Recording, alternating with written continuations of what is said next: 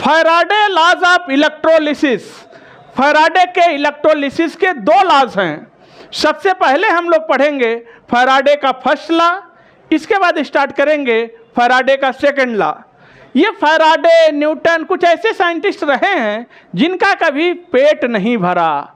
Physics में, chemistry में, biology में भी घुस गए लोग, क्योंकि ये ऐसे साइंटिस्ट रहे हैं जिन्हें कभी अपने लिए वक्त नहीं मिला। हमेशा कुछ न कुछ डिस्कवर करते रहे, कुछ न कुछ बनाते रहे। आइए हम स्टार्ट करने चल रहे हैं बच्चों फैराडे लॉज ऑफ इलेक्ट्रोलिसिस, और सबसे पहले बात करने चल रहे हैं फैराडे का फर्स्ट लॉ क्या कहता है। कहते हैं amount of substance deposited or liberated at any electrode is directly proportional to the amount of charge pass through it.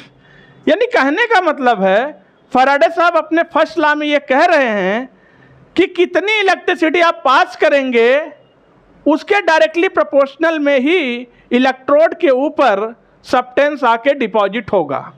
यानी सब्सटेंस कितना डिपॉजिट होगा ये इस बात पर डिपेंड करेगा आपने कितना चार्ज पास कराया। और अगर इसे मैथमेटिकल वे में देखें तो हम कह सकते हैं weight is directly proportional to Q. Q क्या है? चार्ज। जितना चार्ज आप पास कराओगे उतना ही वेट डिपॉजिट होगा। और आपको तो पता है चार्ज क्या होता है, Q इक्वल टू IT। तो यहाँ से अगर हम देखें तो Q के जगह पर ये वैल्यू हम पुटअप कर सकते हैं। तो W is directly proportional to I into T, जहाँ पर ये I है इन एम्पियर और टाइम आपको रखना है इन सेकेंड, ठीक। और अगर प्रोपोर्शनलिटी को हटाएं तो हम फिर कोई कांस्टेंट लाएंगे।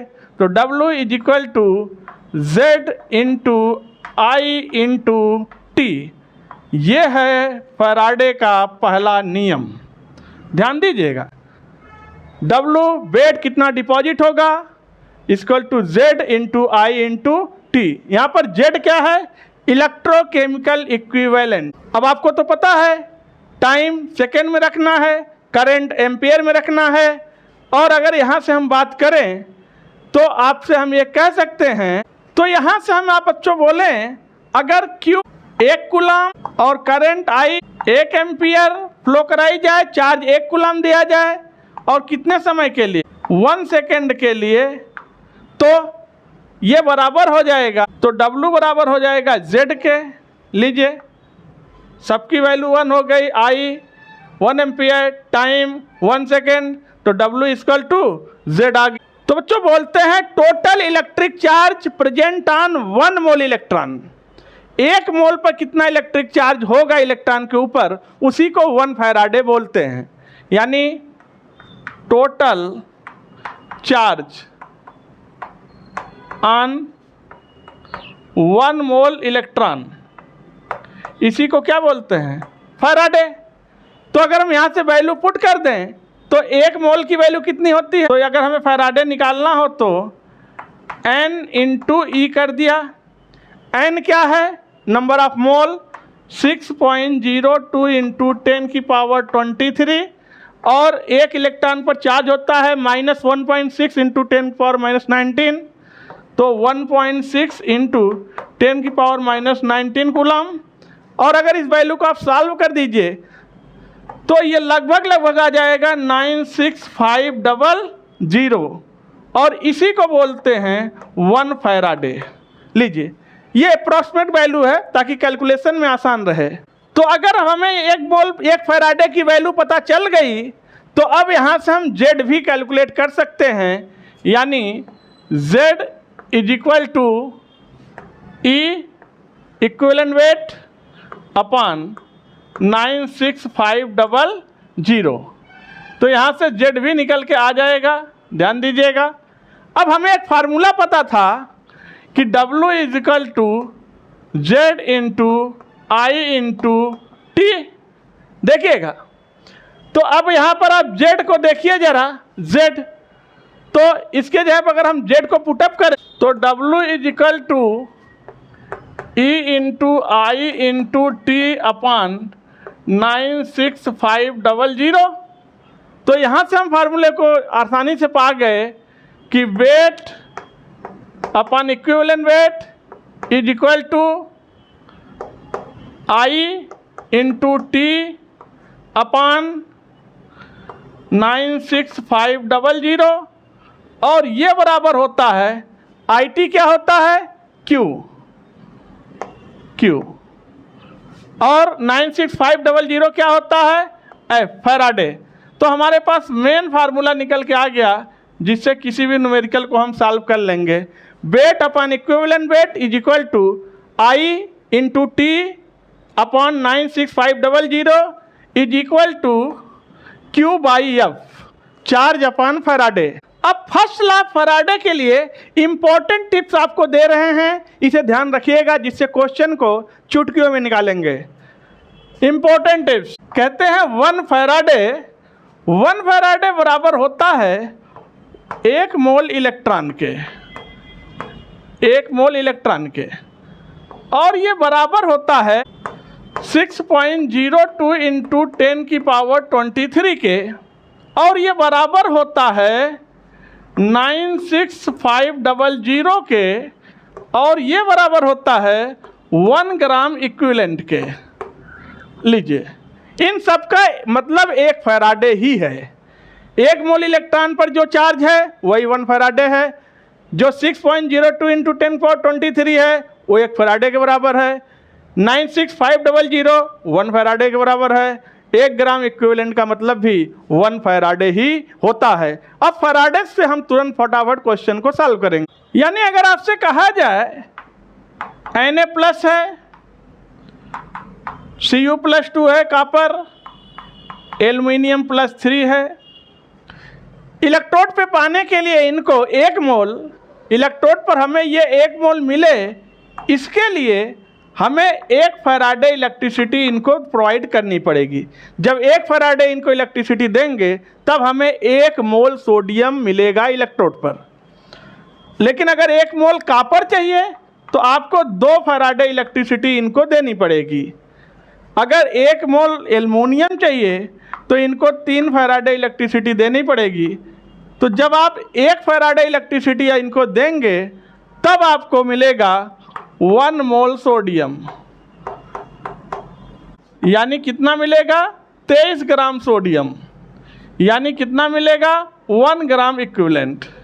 लीजिए देखिएगा, और जब आप 2 फैराडे दे रहे हैं Cu प्लस 2 को कॉपर को, तब आपको मिलेगा 1 मोल कॉपर, यानी 63.5 ग्राम कॉपर आपको इलेक्ट्रोड पर मिलेगा, यानी 2 ग्राम इक्विवेलेंट। और अगर 3 फैराडे दे रहे हैं तो आपको 1 मोल मिलेगा एल्युमिनियम, यानी 27 ग्राम, यानी 3 ग्राम इक्विवेलेंट। अब इस क्वेश्चन को ध्यान से देखिएगा, कहते हैं how many gram of copper deposited on passing of 0.5 Faraday of electricity in copper sulphate solution. कहते हैं कॉपर सल्फेट के सोल्यूशन में कितना ग्राम कॉपर डिपॉजिट होगा जाके इलेक्ट्रोड पर अगर 0.5 फैराडे इलेक्ट्रिसिटी दी जा रही है तो देखिएगा बहुत आसानी से सॉल्व कर देंगे क्वेश्चन को। ये कॉपर सल्फेट है, ये कैसे टूटता है, ये टूटेगा Cu प्लस 2 में प्लस सल्फेट -2 में ब्रेक कर जाएगा करंट देंगे तो। अब हमें कॉपर की बात हो रही तो ले आए Cu प्लस 2। अब आप बताओ इस Cu को 1 मोल Cu में कन्वर्ट करने के लिए, चूँकि +2 चार्ज है, हमें 2 फैराडे देना पड़ेगा इलेक्ट्रिसिटी। 2 फैराडे देंगे तो 1 मोल कॉपर मिल जाएगा, और 1 मोल कॉपर मिल रहा है यानी 64 ग्राम कॉपर मिल जाएगा हमें। 1 मोल कितना होता है कॉपर 64 ग्राम। तो अब हमें यहाँ से पता चल गया कि अगर 2 फैराडे दे रहे हैं तो हमें 64 ग्राम कॉपर मिल रहा है।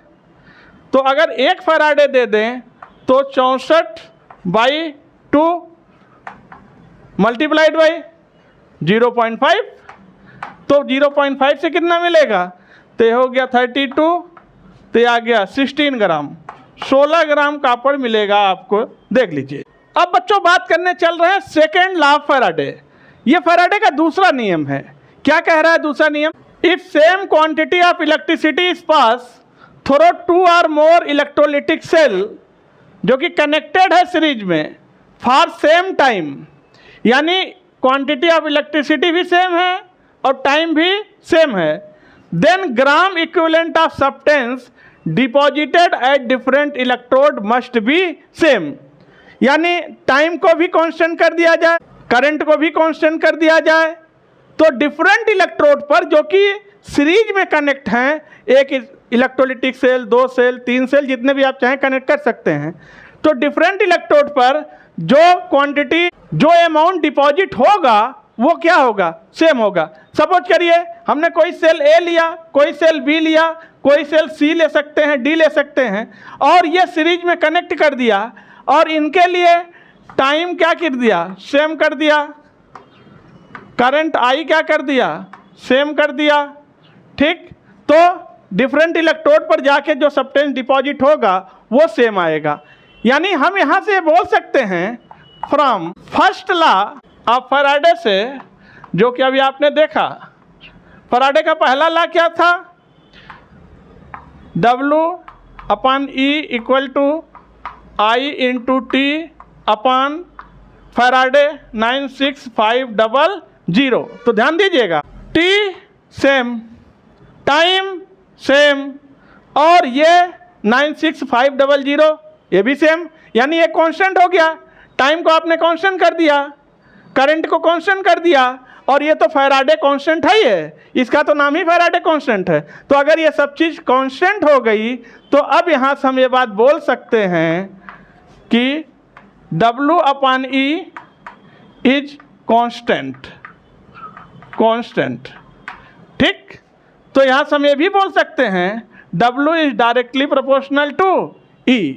वेट कितना डिपॉजिट होगा वो डायरेक्टली प्रोपोर्शनल होगा इक्विवेलेंट वेट के।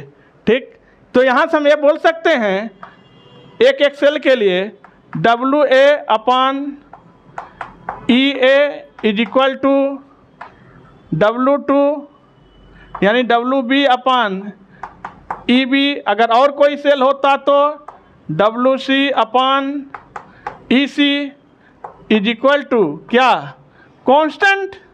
तो बस आ गया, यही है second law of Faraday, Faraday का दूसरा नियम। देखिए तो बच्चों, आज इलेक्ट्रोकेमिस्ट्री की सीरीज में हमने आपसे बात किया फैराडेस लॉस ऑफ इलेक्ट्रोलिसिस, जिसमें आपने फैराडेस का फर्स्ट लॉ देखा, फिर फैराडेस का सेकेंड लॉ देखा। अब इसके बाद इलेक्ट्रोकेमिस्ट्री के सीरीज में अगला वीडियो फिर से आ रहा है। तब तक के लिए आप लोग वीडियो को लाइक कर दीजिए, चैनल को सब्सक्राइब कर दीजिए, बेल आइकन प्रेस कर दीजिए। फिर आपसे मिलते हैं इलेक्ट्रोकेमिस्ट्री के नेक्स्ट सीरीज में नेक्स्ट वीडियो के साथ। तब तक के लिए थैंक यू, धन्यवाद।